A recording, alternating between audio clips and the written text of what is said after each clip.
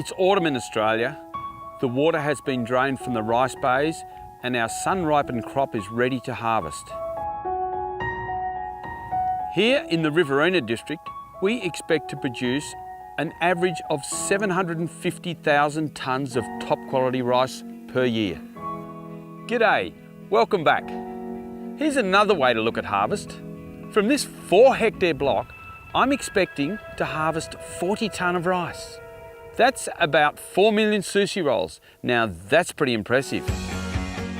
There's a few things we get our growers to do at harvest that makes Australian rice very special.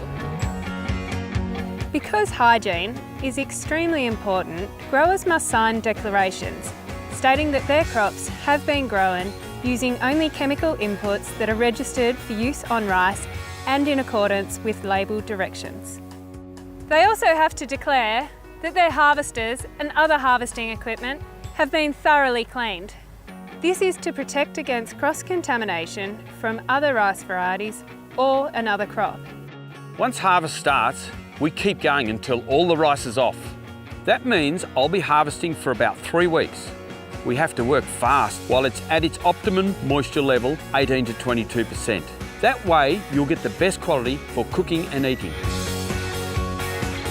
These special chaser bins come alongside as the harvester fills up, so we can offload the rice on the run.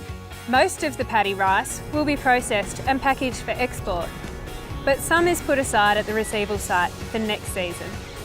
The paddy rice that's put aside comes from a select few growers who produce what we call registered seed for the SunRice Pure Seed program, and it'll be kept in its own sealed silos before being cleaned, graded and issued to growers for sowing next spring.